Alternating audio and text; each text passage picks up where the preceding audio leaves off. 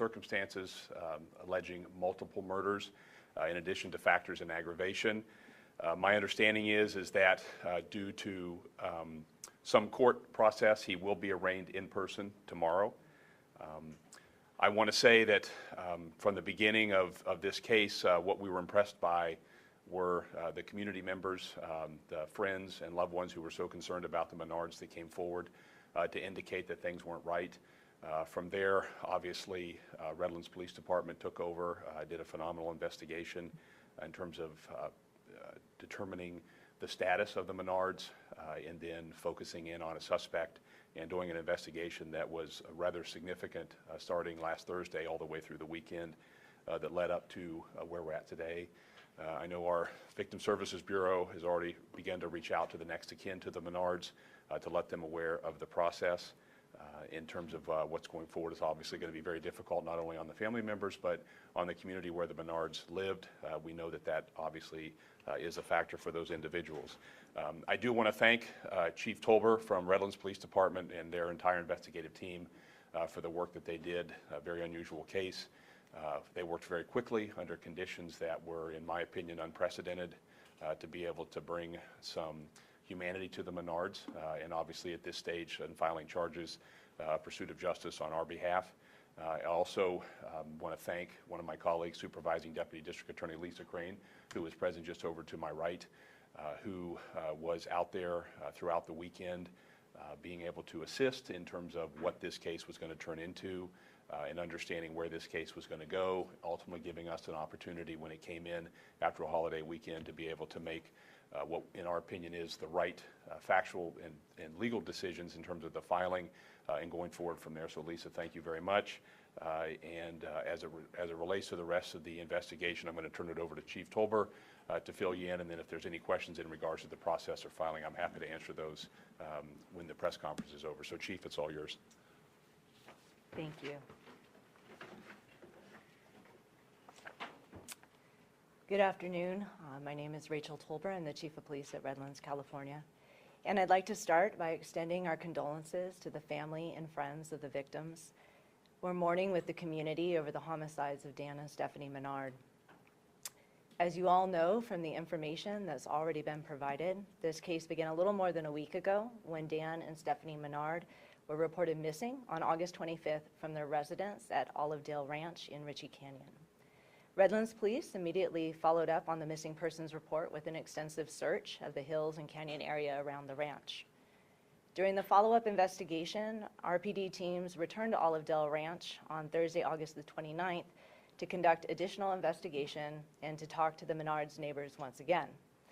It was while our teams were on site that the police dispatchers received information from an individual identified as a family member, indicating that the suspect, Michael Sparks, was involved in the disappearance and had admitted to killing 2 people and was threatening suicide. Redlands Police immediately locked down the property and began the search for Sparks, narrowing the search down to his home, which happens to be next door to the Menards. Because we had information leading us to believe that Sparks was potentially armed and barricaded, we called in additional assets to ensure the safety of our officers as well as the public. Following long hours and multiple efforts to contact Sparks with no response, we obtained a search warrant and used a drone to first enter the property. That search was unsuccessful, and believing that Sparks and possibly the Menards were still on the property, we used a TACCAT to breach the property and continued to search using remote cameras for safety reasons. Eventually, search teams located Sparks in the subterranean basement. He was in fact armed with a rifle, which he attempted to fire in an effort to harm himself, and the weapon misfired, and Sparks was subsequently taken into custody. Over the next 4 days, law enforcement teams have searched the suspect's property, ultimately locating the remains of 2 people who we believe to be Dan and Stephanie Menard, along with other evidence. The search of the property was completed yesterday. I'd like to acknowledge the work of the men and the women of Redlands Police Department who did an incredible job from the initial search for Dan and Stephanie Menard to the successful completion of the investigation. I'd also like to thank our partners from other agencies who worked alongside Redlands PD, including CAL FIRE, the American Medical Response, and I'd like to thank the Redlands Fire Department who provided personnel trained in confined space operations that made it possible to enter the subterranean space and recover victims along with other evidence. I also want to thank various city crews who assisted, from the wastewater crew who used their specialized equipment to provide us with a look into the crime scene, and the city building engineer who evaluated the structure to ensure that it was safe to enter. I also want to thank our law enforcement partners from both the Riverside County Sheriff's Department and the San Bernardino County Sheriff's Department, the California Highway Patrol, the San Bernardino County Coroner's Office, and of course, the San Bernardino County District Attorney's Office. And I would also like to thank those members of the media who've assisted us in keeping the public informed throughout this investigation as it progressed. Thank you for your time.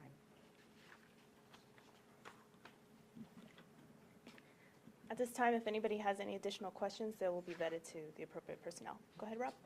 I have a question perhaps for the police chief.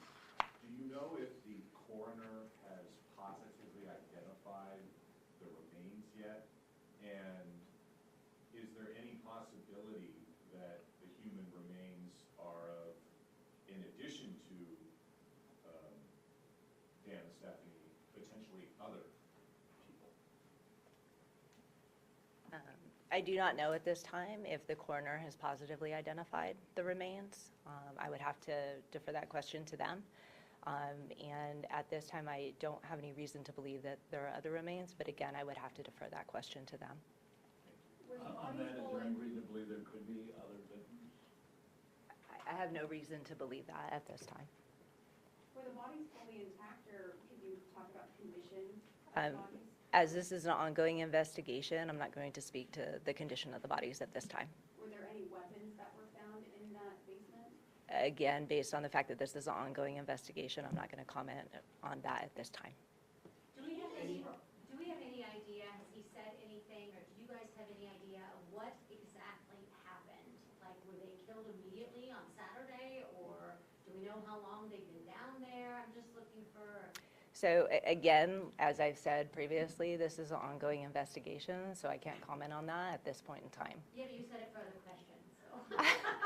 Sorry, certainly, and I'm happy to answer in that manner, but it is still an ongoing investigation, so I'm not going to comment on that at this point in time. Okay, well, maybe this is a better question for the DA then. Why would you guys give this special circumstance then if we don't have any information on exactly what happened? Well, we know they're dead, and we know there's 2 victims. And so the special allegation that we filed is multiple victims in a murder case. Every murder case is serious, but we've always felt that under certain circumstances, and certainly in this instance, where the indication is you find 2 people under the home of the suspect, that is appropriate for multiple victims in terms of special circumstance. I mean, you know, we have a saying, and I don't say it lightly, but I want to say it clearly, is that you don't get a free murder. And in this case, that we believe that we can go forward and prove that Mr. Sparks is responsible for both. So that's why the special allegation there. It's sort of aside from the questions you were asking earlier in terms of why and how. We do know we have 2 dead folks, so that's why the allegation is there. Can you, as much as you can, describe that subterranean area, and if you can reveal, you know, where the bodies were? And was that area newly built? I don't believe it was newly built. It's essentially what you have is sort of a homemade basement type area underneath the structure. So in some regards, perhaps unusual, but in other regards, that wouldn't necessarily be unusual. It's the person's parcel, and they can do what they want with it. But that was what was underneath, and I believe that was the concern about anything structurally that might have happened. You know, who knows how well it was built, but that was the condition that the law enforcement met when they started to find the bodies. Has Michael Sparks been cooperative in the investigation? I'm not going to comment on anything that he may or may not have done. They made an arrest on Thursday, and we're proceeding with the charges. When you first spoke, as you opened this news conference, you described this as a very unusual case. What makes you say that? Because you have a community that, for all intents and purposes that we've seen throughout the week, is a very tight-knit community. Obviously, people were very concerned about the Menards. There's been vigils that have been held there. But when you look at the circumstances of an elderly couple who it clearly was a sign of trouble that they were not where they were expected to be by their loved ones on the Sunday, and then you find their remains underneath a house in the same community. Double murder of elderly people by a 62-year-old defendant, that's pretty unique. How long do you think they have been there for? I do not know. I think obviously when the coroner and the pathology is done, there'll be a better idea of what we're talking about in terms of time frame. But again, for our purposes, in terms of understanding that they've both been killed, that's what is most relevant to us in terms of the charges. Could you say that this was premeditated? Would not be able to say that at all, no. We haven't seen the complaint, but I'm sort of wondering if some of the neighbors, I guess, said that there was tension between them and some argument over something, that tree.